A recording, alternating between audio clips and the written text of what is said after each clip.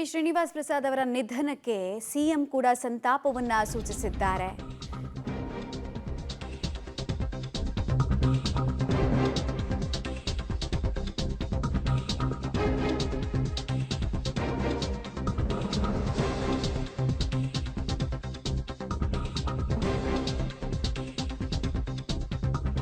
ಶ್ರೀನಿವಾಸ್ ಪ್ರಸಾದ್ ಅವರ ಸಾವು ನನ್ನ ಆಘಾತಕ್ಕೆ ಈಡು ಮಾಡಿದೆ. ದಲಿತ ದಮನಿತರ ಪರವಾದ ದಿಟ್ಟ ದನಿ, ಹಿರಿಯ ಮುತ್ಸದಿ ನಾಯಕ ಅಂತೆಲ್ಲ ಹಾಡಿ ಹೊಗಳಿದ್ದಾರೆ. ಅವರೊಬ್ಬ ಪ್ರಗತಿಪರ ಚಿಂತನೆಯ ರಾಜಕೀಯ ನಾಯಕ ಕೂಡ ಆಗಿದ್ರು ಅಂತ ವಿ ಶ್ರೀನಿವಾಸ್ ಪ್ರಸಾದ್ ಅವರ ರಾಜಕೀಯ ಜೀವನವನ್ನ ಮೆಲುಕು ಹಾಕಿದ್ದಾರೆ ಮುಖ್ಯಮಂತ್ರಿ ಸಿದ್ದರಾಮಯ್ಯ ಅವರು. ಅವರ ಅಗಲಿಕೆ ಸಾಮಾಜಿಕ ನ್ಯಾಯದ ಪರ ಹೋರಾಟಕ್ಕೆ ಆದಂತಹ ದೊಡ್ಡ ಹಿನ್ನಡೆ ಅನ್ನೋದನ್ನ ಕೂಡ ತಿಳಿಸಿದ್ದಾರೆ.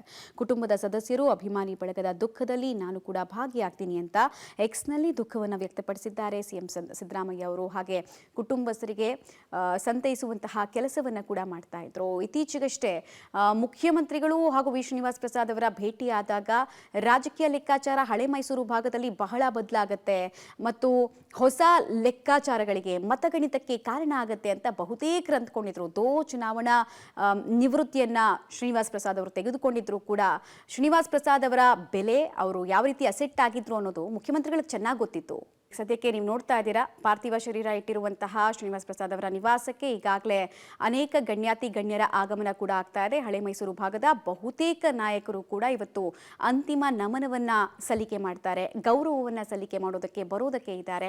ಕುಟುಂಬಸ್ಥರು ಕಣ್ಣೀರಲ್ಲಿ ಕೈ ತೊಳಿತಾ ಇರೋದು ಕೂಡ ಕಂಡು ಬರ್ತಾ ಇದೆ. ನಾನು ಆಗ್ಲೇ ಹೇಳ್ತಾ ಇದ್ದೆ, 2ನೇ ಅಂಬೇಡ್ಕರ್ ಅಂತಾನೆ ಹಳೆ ಮೈಸೂರು ಭಾಗದಲ್ಲಿ ವಿ ಶ್ರೀನಿವಾಸ್ ಪ್ರಸಾದ್ ಅವರನ್ನ ಕರೀತಾ ಇದ್ರು. ಯಾಕಂದ್ರೆ ಚೇಂಜ್ಗೆ ಸದಾ ಅವರು ಎವಾಲ್ವ್ ಆಗ್ತಾ ಇದ್ರು. ಅಂದ್ರೆ ಬದಲಾವಣೆಯ ಗಾಳಿ ಬೀಸ್ತಾ ಇರಬೇಕು, ಯಾವುದೇ ರಂಗದಲ್ಲಾಗ್ಲಿ ಬದಲಾವಣೆ ಬರಬೇಕು, ಜನರಿಗೂ ಉತ್ತಮ ಆಗಬೇಕು, ಹಿಂದುಳಿದ ಶೋಷಿತ ದಮನಿತರ ದನಿಯಾಗಿ ನಾನು ಕೆಲಸ ಮಾಡ್ತೀನಿ ಅಂತ ಒಂದು ಶಪಥವನ್ನ ಅವರೇ ಮಾಡ್ಕೊಂಡ ಹಾಗೆ ಕಾಣಿಸ್ತಾ ಇತ್ತು. ಸೊ ಕೊನೆ ದಿನಗಳಲ್ಲೂ ಕೂಡ ಅವರು ಚುನಾವಣಾ ನಿವೃತ್ತಿಯನ್ನು ಘೋಷಿಸಿದ್ರು ಕೂಡ ಈ ಎಲೆಕ್ಷನ್ ಅಲ್ಲಿ ಹೇಗಾಯ್ತು, ಚೆನ್ನಾಗಾಯ್ತಾ, ಯಾರು ಬರ್ಬೋದು ಅನ್ಸುತ್ತೆ, ಏನಿದೆ ಗ್ರೌಂಡ್ ರಿಪೋರ್ಟ್ ಅಂತೆಲ್ಲ ತಿಳ್ಕೊಳ್ತಾ ಇದ್ರು. ಅಷ್ಟರ ಮಟ್ಟಿಗೆ ರಾಜಕೀಯ ಅವರನ್ನ ಹಾಸಿ ಹೊದ್ದಿತ್ತು ಅನ್ನೋದು ಗೊತ್ತಾಗ್ತಾ ಇದೆ.